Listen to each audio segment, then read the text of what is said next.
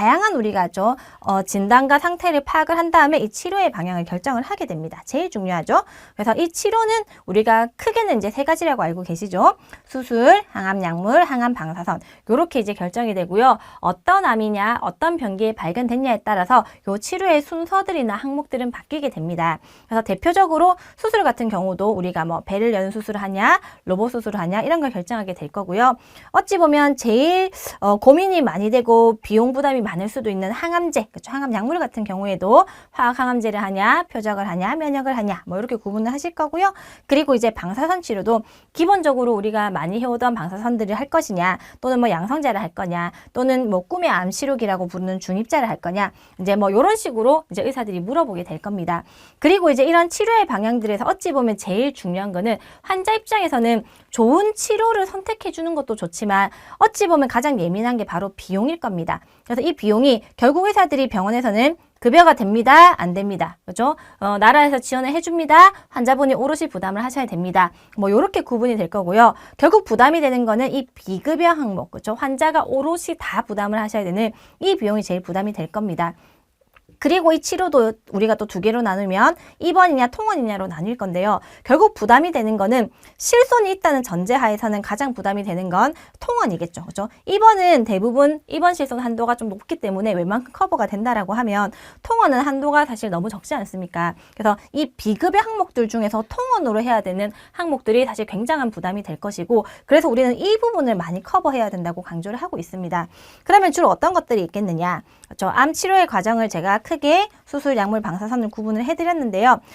주로 우리가 비급여 항목들은 이제 최신 치료라고 부르는 것들, 그렇죠? 신의료기술들이 대부분은 비급여에 좀 많이 포함이 되어 있습니다. 왜냐하면 우리나라는 이런 약제비 같은 경우들이 처음에 비급여로 이제 시작이 되었다가 여러 가지 적정성 평가를 거친 다음에 급여권으로 진입을 하게 됩니다. 그래서 신약들, 그렇죠? 그런 약들은 대부분 비급여인 경우들이 많고, 이게 환자들에게는 꿈의 치료제이지만 비용적인 문제 때문에 사용을 못하는 경우들도 많다라는 겁니다. 여기 보시면 이제 여기는 이제 좀 우리가 이제 예전부터 해오던 표준 치료라고 하면 이제 이쪽에 있는 부분들이 최신 치료들인데요. 로봇 수술이라든지 면역항암제, 중입자 이런 치료들이 대체적으로 비급여로 많이 구성이 되어 있고 환자들에게 부담이 되고, 그리고 수술 같은 경우는 사실은 입원이 전제가 되지만 나머지 항암이나 이런 방사선 치료들은 이제 거의 통원화되고 있기 때문에 환자들에게 굉장히 큰 부담이 된다라는 겁니다. 그래서 우리가 기억하실 건 신약, 그죠? 최신 치료, 비급여, 통원에 대한 보장, 그죠? 요걸 좀 기억을 해주시면 좋으실 것 같습니다. 그리고 이제 이런 치료의 과정들이 언제 끝날지는 예측이 안 되겠지만 치료가 이제 종결이 되었습니다라고 하면 그냥 이제 병원을 안 가는 게 아니라 계속적으로 추적 관찰을 하게 됩니다. 그죠? 추적 관찰과 관리를 하게 되는데요. 우리가 당연히 치료하는 과정 중에서는 당연히 그죠? 한 달에서 3개월 간격으로 영상 검사들을 하면서 암세포가 작아지고 있는지 치료가 잘 되고 있는지를 확인을 합니다. 그리고 이제 뭐 항암 방사선 약물 치료가 종결됐다고 해도 그 이후에 어떤 문제가 있는지, 암이 다시 생기는지를 확인하기 위해서 초반에는 3개월 간격, 그리고 한 2, 3년 지나면 6개월 간격, 그리고 보통 5년이 지나도 1년 간격으로 계속적으로 정기 검진을 하게 됩니다. 그러면서 이 과정에서 필요에 따라서는 이제 약물 치료, 뭐 예를 들면 유방암 항호르몬 치료처럼 좀 장기적으로 막 10년씩 이렇게 유지법으로 치료를 하는 경우들도 있고요. 이런 과정들과 정기 관찰들을 거치면서 완전 간해가 되었습니다라는 좋은 소식을 받거나, 또는 안타깝지만 재발이나 전이 소견이 보입니다라는 좀 슬픈 소식을 듣게도 됩니다. 그러면 완전 간해가 되시면 계속 정기적으로 병원을 오면서 이제 관찰 정도만 하시겠지만요. 이 재발 전이라는 소식을 듣게 되면 다시 여기서부터 시작을 하시는 겁니다. 그죠? 그래서 좀 굉장히 긴 치료 기간들과 힘든 시간들이 생기게 됩니다.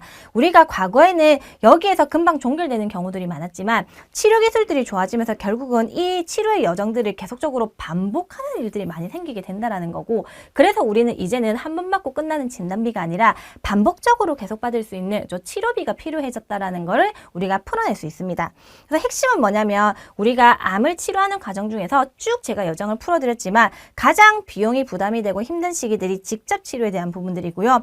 말씀드렸던 수술, 약물, 방사선 같은 치료들을 계속적으로 반복을 하는데 그게 얼마나 걸릴지, 그리고 얼마나 비용이 발생할지가 가장 큰 핵심이다라는 겁니다. 암 같은 경우는요, 사실 가장 중요한 건 뭐냐면 언제 발견했냐가 중요하거든요. 그래서 초기에, 그쵸, 1, 2개 초기에 발견했냐. 전체적으로 20번비일까요? 2천만 원 항암 약물을 치료